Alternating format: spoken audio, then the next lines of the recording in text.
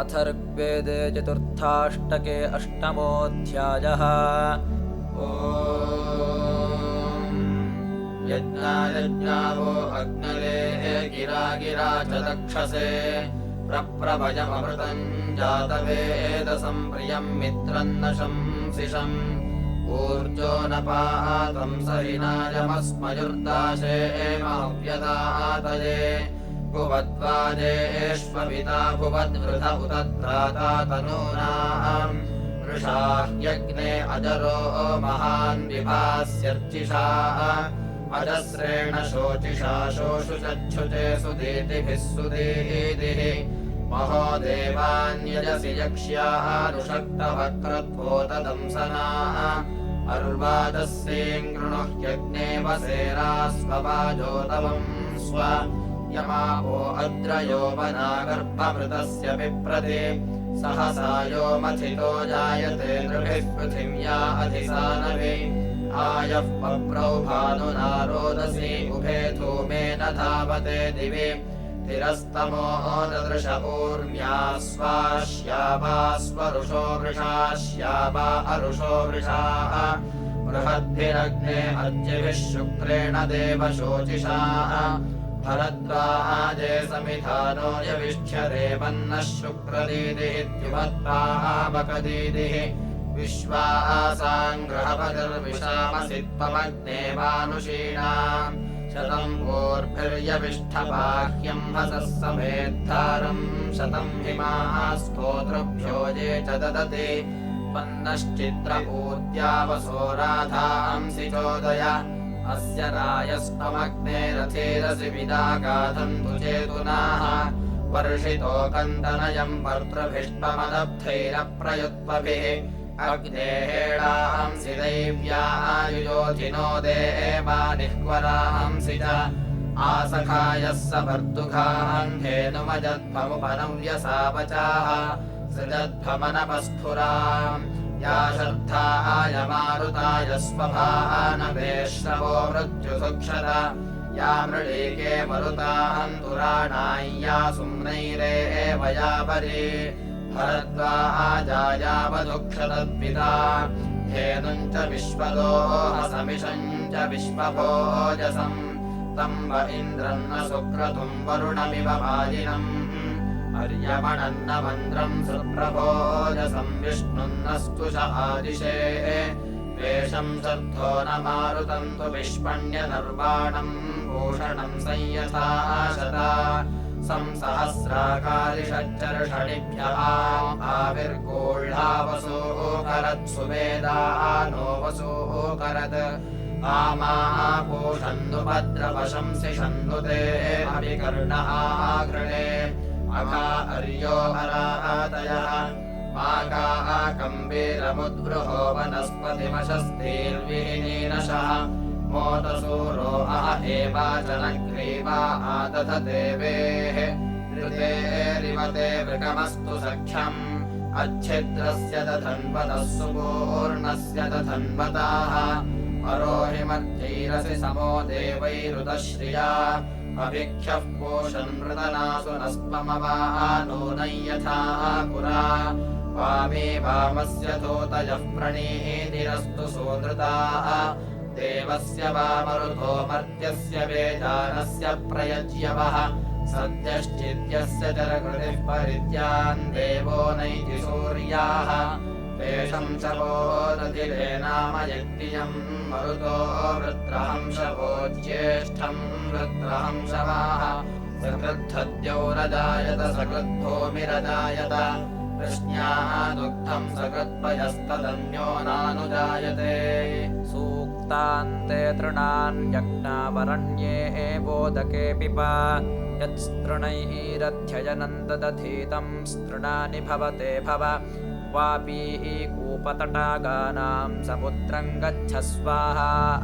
स्तुषेजनम् सौरतन्नव्यसेभिर्गेर्भिर्मित्रावरुणासुम् नयन्ताः त आगमन्तु तदिह श्रुवन्तु सुक्षत्रासो वरुणो मित्रो अग्निः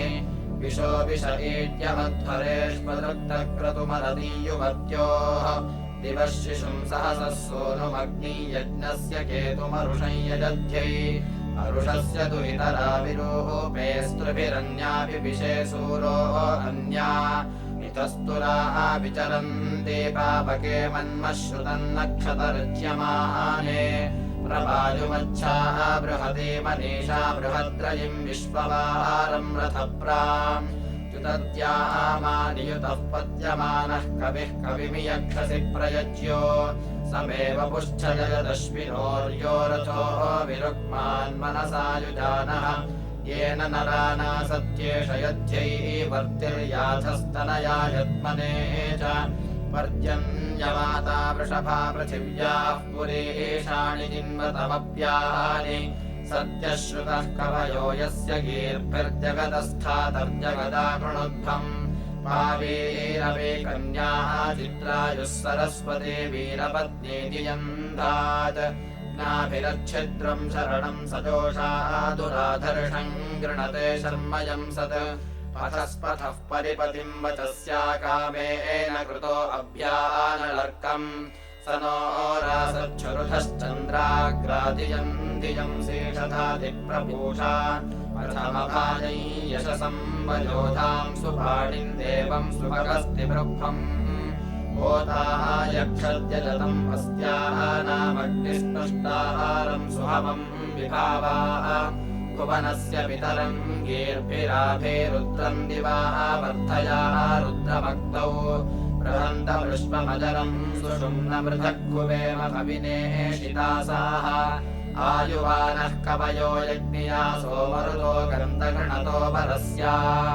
अचित्रम् चिद्धि जिन्वथा वृथन्त इत्था नक्षन्तो नरो अङ्गिरस्वत्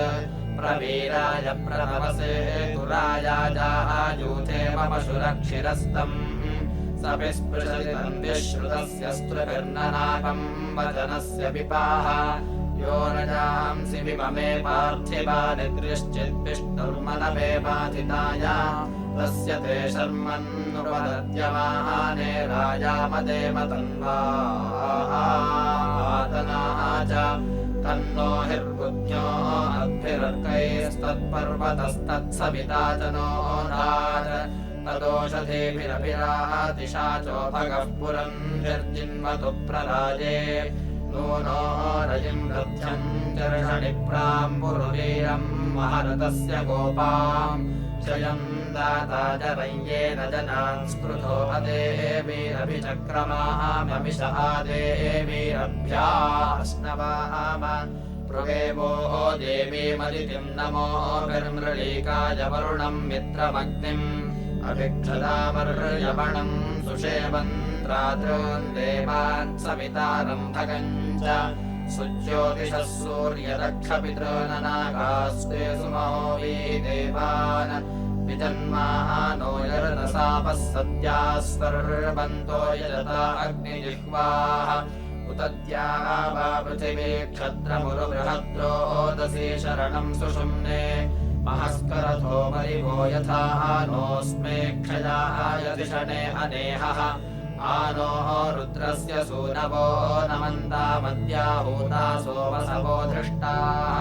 यदीमर्भे महति वाहितासो बाधे मरुतो अह्वामदेवान्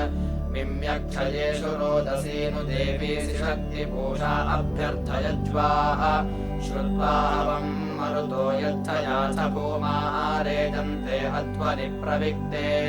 अभिद्यम् वीरङ्गिर्वणसमर्चेन्द्रम् ब्रह्मणा जरितर्नवेन श्रवदिद्धममुपजस्तवाः नोरासद्वाजाम् उपमहो गृणानः ओमानमापोमानुषेण वृद्धम् धाततोकायतनयाय संयोः योऽयम् विष्ठाभिषजो मातृतमा विश्वस्य स्थातुर्जगतो जनित्रीः आनोः देवः सवितात्रायमाणो हिरण्यपाणिर्यजतो जगम्यात् यो दद्रवाङ्कुशसो न प्रतीकम् योर्नुते दाशुषेवार्याणि उत त्वम् सोनो सहसो नो अद्या देवाम् अस्मिन्नध्वरेव वृत्याः स्यामहन्ते सदमिद्रातौ तव स्यामग्नेव सा सुवीराः मुदत्यामे हवमाजज्ञातन्नासत्याथेभिर्युवमङ्गविप्रा अत्रिन्नमहस्तमसो मुक्तन्तोर्वतन्नरातुरितादभीके तेनो राजोद्युमतो वाजवतो दातारो भूतध्रुवतः पुरुक्षोः अशस्यन्तो दिव्याः पार्थिवासो गोजाता अव्यामृळताः च देवाः तेनो रुद्रः सरस्वती सजोषाः मीढुष्मन्तो विष्णुर्वृणन्तो वायो ऋभुक्षा वाजो दैव्यो विधाता पर्जन्यावाता विप्यतामिषन्नः उतस्य देवः सविता भगो नोपान्नपादवतु दानुपप्रीः पृष्टाः देवेभिर्जनिभिः सजोषाद्यौर्देवेभिः पृथिवी समुद्रैः उत नो हिर्बुद्ध्यः शृणोत्वज एकपात् पृथिवी समुद्रः विश्वे देवारता वृथो हुबानास्तुता मन्त्राः कविशस्ता अवन्तो एवानपातो मम तस्य देभिर्भरद्वाजा अभ्यर्चन् जर्कैः नाहुतासो वसवो दृष्टा विश्वे स्तुतासो भूतायजत्राः उदुत्यच्चक्षुर्महिमित्रयोराम् एति प्रियम् वरुणयोरदब्धम् ऋतस्य शुचिदर्शतमनीकम् रुक्मो नदिव उदिताव्यद्यौत् वेदयस्त्रीणि विदधान्येषाम् देवानाम् जन्मसनुतरा च विप्राः ऋजुमर्तेषु वृजिना च पश्यन्नभिदष्टे सूरो अर्य एवान् स्तुष उवो महऋतस्य गोपानदितिम् मित्रम् वरुणम् सुजातान् अर्यमणम् भगमदब्धधेतेनच्छावोचे सधन्यः पावकान् विषादसः सत्पथेङ्ग्रदब्धान् महोराज्ञः सुवसनस्य दातॄन् योनः सुक्षत्रान् क्षयतो दिवो नृणादित्यान्याम्यदितिन्दुवो यो औष्मितः पृथिवीमातरध्रुगग्ने भ्रातर्वसवो मृळतानः विश्व आदित्या अदिते सजोषाः अस्मभ्यम् शर्म बहुलम् वियन्त मानो वृकाय वृक्ये समस्मा अगायते रीरथताय जत्राः योऽयम् हिष्ठारथ्यो नस्तनूना योऽयम् दक्षस्य वचसो बभूव माव एनो अन्यकृतम् भुजे ममा तत्कर्म वसवो यच्च यद्भे विश्वस्य विक्षयथ विश्वदेवा स्वयम् रिपुस्तम्भम् रीरिषेष्ट नम इरुग्रन्नम आविवासे नमो दाधार पृथिवीमुदद्याम् नमो देवेभ्यो नम ईश एषाम् कृतञ्चिदेनो नमसा विवासे ऋतस्य वो रथ्यः पूतदक्षा कृतस्य पस्त्य सदो अदब्धान् ताम् आनमोभिरुदक्षसो नृन्विश्वान् वहानमे महो यजत्राः ते हि श्रेष्ठवर्चसस्तपुनस्तिरो विश्वानि दुरितानयन्ति सुक्षत्रासो वरुणो मित्रो अग्निरृतधेतयो वक्मराजसत्याः तेन इन्द्रः पृथिवी क्षामवर्धन् पूषा भगो अदितिः पञ्चजनाः सुशर्माणः स्ववसस्सु नीथा भवन्वनः सुत्रात्रासस्सु गोपाः नो सद्मानम् दिव्यन्नंशि देवा भारद्वाजस्सु मदीयातिहोताः आसानेभिर्यजमानो विजेधैर्देवानाम् जन्मवसूयुर्ववन्द अपत्यम् वृजिनम् रिपुंस्तेनमग्ने दुराध्यम् तविष्ठमस्य सत्पदे कृते सुगम् ग्रावाणः सोमनोहिकम् सखित्वनाय वा पशुः जहेन्या अत्रिणम् पणिम् मृगोहिषः योऽयम् हिष्ठासु दानव इन्द्रज्येष्ठा अभिद्यवः कर्ता नो अध्वन्नासु गङ्गोपा अमा अभिपन्था मगन्महि स्वस्तिगामनेहसम् येन विश्वाः परिद्विषो वृणग्निविन्दते वसु न तद्दिवान पृथिव्यानुमन्येन यज्ञेन नोतशमीभिराभि उपजन्तु तम् सुप्रा अः पर्वतासो निहीयतामतियाजस्य जष्टा अतिवायो मरुतो मन्यते नो ब्रह्मवायः क्रियमाणम् निरित्सात् तपोंसि तस्मै रुदिनानि सन्तु ब्रह्मद्विषमभितं शोचतुद्यौः किमङ्गत्वा ब्रह्मणः सोमगोपाङ्गिमङ्गत्वा आहुरभिषस्तिपान्नाः किमङ्गनः पश्यसि नित्यमानान् ब्रह्मद्विषेतपुषिं हेदिमस्य अवन्तु मा उषसो जायमाना अवन्तु मा सिन्धवः पिन्वमानाः अवन्तु मा पर्वतासो ध्रुवासो वन्तु मा पितरो देवहूतौ विश्वदानीं सुमनसस्यामपश्ये मनुसूर्यमुच्चरन्तम् तथा करद्वसुपतिर्वसूनाम् देवाङ्गोहादोपसागमिष्ठः इन्द्रो नेदिष्ठमवसागमिष्ठः सरस्वती सिन्धुभिः पिन्वमाना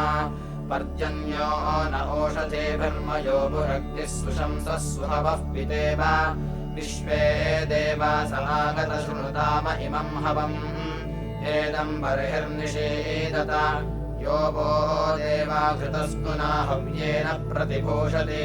तम् विश्व उपगच्छथ उपनः सूनवो गिरः शृण्वन्मृतस्य ये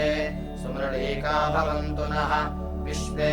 देवारता वृथऋतुभिर्हवनश्रुताः दुषन्ताञ्युज्यम् पयाः स्तोत्रमिन्द्रो मरुद्गणस्पष्ट्रमान् मित्रो अर्यमा इमा हव्यायुषन्तनः इमन्नो अग्ने अध्वरम् होतर्वयुनशो यज चित्वान् दैव्यञ्जनम् विश्वे देवा शृणुदेमम् हवम् मे ये अन्तरिक्षे य उपद्यविष्ठ ये अग्निजिह्वा उत वाजयत्रा आसत्यास्मिन् बर्हिषि मादयध्वम् विश्वे देवा मम शृण्वन्तु यज्ञियाः उभे रोदसी अपान्नपाच्चमन्म मा वो वचांसि परिचक्ष्याणि वोचम् सुम्नेष्विद्वो अन्तमामदेम ये के चज्मा महिनो अहिमाया दिवो जज्ञिरे अपां सथस्थे ते अस्मभ्यमिषये विश्वमायुः क्षपउस्रावनिवस्यन्तु देवाः अग्निपर्जन्यापवतन्ति यम् मेऽस्मिन् हवे सुखवासुष्टुतिन्नाः इलाः मन्यो जनयद्गर्भमन्यः प्रजापतेरिष आधत्तमस्मे स्तीर्णे बर्हिषि समिधाने अग्नौ सूक्तेन महानमसा विवासे अस्मिन्नो अद्य विदथे यत्रा विश्वे देवा हविषि मादयध्वम् वयमुद्वापथस्पते रथन्न वाजसातये धिये पूषन्न युज्महि अविनो नर्यम् वसुवीरम् प्रयत दक्षिणम् वामम् गृहपतिन्नय अरित्सन्दन्तिदागृणे पूषन्दानाय चोदय पणेश्चिद्विम्रदामनाः विपथो वाजसातयेति नुहि विमृतो जहि साधन्दामुग्रनोधियाः परितृन्धि पणीनामारया हृदया कवे अथेमस्मभ्यम् रन्धय विपूषन्नारजातु दपणेरिच्छ हृदि प्रियम् अथेमस्मभ्यम् रन्धय आरिखगिराकृणुपणीनाम् हृदया कवे अथेमस्मभ्यम् रन्धय याम् पूषन् ब्रह्मचोदनीमाराम् विभर्ष्याघृणे अजाः समस्य हृदयमारिखगिराकृणो या ते अष्ट्रागोपशाघृणे पशुसाधनी तस्यास्ते सुम्नमीमहे उत नो घोषणिन्धियमश्वसाम् वाजसामुत द्रवत्कृणुहि वीतये सम्पूषन् विदुषा नययो अञ्जसानुशासति य एवेदमिति ब्रवत् समुपूष्णागमे महियो गृहाम् अभिशासति इम एवेति च ब्रवत् पूष्णश्चक्रन्नरिष्यति न कोशोपपद्यते नो अस्य व्यथते पविः यो अस्मै हविषा विधन्नतम् पूषा विमृश्यते प्रथमो विन्दते वसु पूषागा अन्वेतु नः पूषा रक्षत्तर्वतः पूषा वाजम् सनोतु नः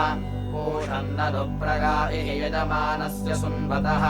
अस्माकम् स्तुवतामुत माकिर्नेषन्माकीम् ऋषन्माकीम् संसारिके वटे अथारिष्टाभिरागहि शृण्वन्तम् भूषणम् वयमिर्यमनष्टवेदसम् ईशानम् राजईमहे पूषन्तमौ रते वयन्नरिष्येम कदाचन स्तोतारस्त इह स्मसि परिपूषा परस्ताद्धस्तम् दधातु दक्षिणम् पुनर्नो नष्टमाजतु ये हि माम् विमुचो न पादाघृणे संसदावहै रथेररथस्य नो भव रथेतमङ्कपर्तिनमीशानम् रातसो महः रायः सखाय मीमहे रायो धारास्याघृणे वसो राशिरजाश्व धीवतो धीवतः सखा पूषणन् वा अजाश्वमुपस्तोषामवादिनम् स्वसूर्यो जार उच्यते मातुर्तिथिषुमप्रभम् स्वसुर्जारः शृणोतु नः भ्रातेन्द्रस्य सखा मम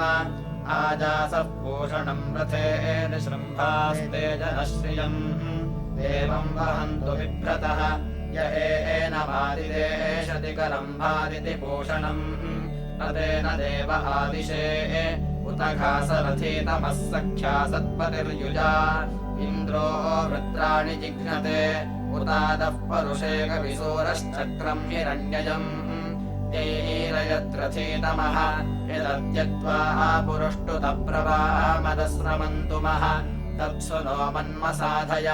इमम् च नो गवेषणम् साधये शेषतो गणम् आरात्पूषन्नसि श्रुतः आदे स्वस्तिमीमः आरे अखामुपावसुम् अद्या च सर्वदातयेष्वश्च सर्वदातये इन्द्रानुपूषणा वयम् सख्याय स्वस्तये उवेमवाजसातये सोममन्य उपासदत्पादवे चम्बोः सुतम् करम्भमन्य इच्छति अजा अन्यस्य वह्नयो हरे अन्यस्य संहृता ताभ्याम् वृत्राणि जिघ्नते यदिन्द्रो अनयद्रितो महीरपोरुषन्तमः तत्र पूषा भवत्सजाः ताम् पूष्णः सुमतिम् वयम् वृक्षस्य प्रभयामिव इन्द्रस्य चारभामहे उत्पूषणै युवामहे भीषोऽङ्घ्रिवसारथिः मह्या इन्द्रम् स्वस्तये शुक्रन्ते अन्यद्यजतन्ते अन्यद्विषुरूपे अहनीत्यौरिवासि विश्वाहि माया अवसि स्वधावो भद्राते पूषन्निहरातिरस्तु अजाश्वः पशुपा वाजपस्योधियम् जिन्वो भुवने विश्वे अर्पितः अष्ट्राम् पूषाशिथिरामुत्वरे वृजत्सञ्चक्षाडो भुवना देव ईयते यास्ते पूषन्नावो अन्तः समुद्रे हिरण्यजीरन्तरिक्षे तरन्ति ताभिर्यासितोद्याम् सूर्यस्य कामेन कृतश्रव इच्छमानः पूषासु बन्धुर्दिवः पृथिव्या इडस्पतिर्मघवादस्मवर्चाः यम् देवासो अददुः सूर्यायै कामेन कृतम् तपसम् स्वञ्चम् प्रणवोचासुतेषु वाम् वीर्या आयानि चक्रथोः हतासो वाम् पितरो देवशत्रव इन्द्राग्निजीवथो युवम् पडित्था महिमा वामिन्द्राग्निपनिष्ठः समानो वाञ्जनिता भ्रातरा युवय्यमा विहेह मातरा ओकिवांसाः सुते सचाम् अश्वासत्ते इवादने इन्द्रान् वा अग्नि अवसेह वज्रिणा वयम् देवा हवामहे य इन्द्राग्निसुतेषु वांस्तवत्ते श्रुता वृथा जोषवाकम् वदतः वज्रहोषिणा न देवाभसतश्च न इन्द्राग्निको अस्य वान् देवो मर्तश्चिकेतति विशोचो अश्वान्युयुजान ईयत एकः समान आरथे इन्द्राग्नि अपादियम् पूर्वागात् पद्वतेभ्यः इत्तेशिरो जिह्वजा पावदच्चलत्रिंशत्पदान्यक्रमीत् इन्द्राग्निताहितन्वतेन रोधन्वानि बाह्वोः मानो अस्मिन्महाजने परावर्तङ्गविष्टिषो इन्द्राग्नेतपन्ति माघा हर्यो अरातयः अपद्वेषाम् स्याकृतम् युयुतम् सूर्यादधि इन्द्राग्नियुवोरपि वसु दिव्यानि पार्थिवा आन इह प्रयच्छतम् रजिम् विश्वायुपोषसम् इन्द्राग्नि उक्थवाहसा स्तोमेभिर्हवनश्रुता विश्वाभिर्गीर्भिरागतमस्य सोमस्य पीतजेः शतद्रुत्रमुदसनोति वाजमिन्द्रायो अग्निसहुरे सपर्यात् विरज्यन्तावसव्यस्य भूरेः सहस्तमा सहसा वाजयन्ता तायोदिष्टमभिगा इन्द्रनो नमपस्वरुषसो अग्न ऊर्ढाः दिशस्वरुषस इन्द्रचित्रा अपोगा अग्ने युवसे नियुत्वान् आवृत्रहणावृत्रः विश्वस्मैरिन्द्रयातन्नमोभिरग्ने अरुवाक् युवम् राजोभिरकमेभिरिन्द्राग्ने अस्मे भवतमुत्तमेभिः ताहुवेययोरिदम् पप्ने विश्वम् पुराकृतम् इन्द्राग्नेनमर्थतः उग्राभिगनिनामृत इन्द्राग्ने हवामहे तानो मृणात ईदृशे हतो वृत्राण्यार्याः हतो दासानि सत्पदे हतो विश्वा अपस्पिषाः इन्द्राग्ने युवामिमे स्तोमाः अनूषत पिबतं शम्भुवासुतम् यावां सन्ति पुरुस्पृहो नियुतो दाशुषे नरा इन्द्राग्नेताभिरागतम् ताभिरागच्छतम् नरोपेदम् सवनम् सुतम् इन्द्राग्ने सोमपीतये तमीनिष्पयो अर्चिषावना विश्वा परिष्पजत् कृष्णा प्रणोति जिह्वया य इद्ध आविवासति सुम्नमिन्द्रस्य मर्त्याः द्युम्नाय सुतराः अपः तानो वाजवतीर्ष आशोन्विवृतमर्वतः इन्द्रमग्निम् च वोढवे उभावामिन्द्राग्नि आहुवध्याः उभाराधसः सहमादयद्यै उभादातारा विषाम्रयीणामुभावाजस्य सातये हुवेवा आलोकव्येभिरश्मैर्वसंयैरुपगच्छतम् सखा आयौ देवौ सख्याय शम्भुवेन्द्राग्नीता हवामहे इन्द्राग्ने शृणुतम् हवयजमानस्य सुन्वतः पीतम् हव्यान्यागतम् पिबतम् सोम्यम् मधु इयमददाद्रभसमृणच्युतम् दिवो दासंवध्यश्वाय दाशुषे याशश्वन्दमा चखादापसम् पणिन्ता ते दात्राणि तविषा सरस्वति इयम् शुष्मेभिर्पि सखा इवारुजत्सानुगिरीणान्तविषेभिरोर्मिभिः पारावदग्नेमवसे सुभक्तिभिः सरस्वती मामिवासेवधीतिभिः सरस्वति देवनितो निबर्हय प्रजाम् विश्वस्य वृषयस्य मायिनाः उत क्षितिभ्यो वनीरविन्दो विषमेभ्यो अस्रवो वाजिनीवति प्रणो देवी सरस्वती वाजेभिर्वाजिनीवति धीनामविद्यवतु यस्वा देवि सरस्वत्युपब्रूते धने हिते इन्द्रन्नवृत्रतूर्ये त्वम् देवि सरस्वत्यभावाजेषु वाजिनि तदा पूषे वनः सनिम् उतस्या नः सरस्वती घोरा हिरण्यवर्तनिः वृत्रग्निवष्टिसुष्ठुतिम् यस्याः अनन्तो अह्वतस्त्वेषश्चरिष्णुर्णवः अमश्चरतिरोरुवत् सा नो विश्वा अतिद्विषस्वसृरन्याहृतावरी अतन्नहे वसूर्याः उत नः प्रिया प्रियासु सप्तस्वसासु जुष्टा सरस्वती स्तोम्याभूत् आपप्रुषे पार्थिवान्युरुरजो अन्तरिक्षम् सरस्वती निदस्पातु त्रिशतस्था सप्तधातुः पञ्चजाता वर्तयन्ति वाजे वाजे हव्याभूत् प्रयामहिम्ना महिना सुचेगिते द्युम्नेभिरन्या अपसामपस्तमा रथ इव बृहति विभ्वने कृतोपस्तुत्या चिकितुषा सरस्वती सरस्वत्यभिनो ने शिवस्योमापस्फरेः पयसा मान आतक युषस्वनः सख्या वेश्या च मात्वत्क्षेत्राण्यरणानि गन्मा इति चतुर्थाष्टकेष्टमोऽध्यायः।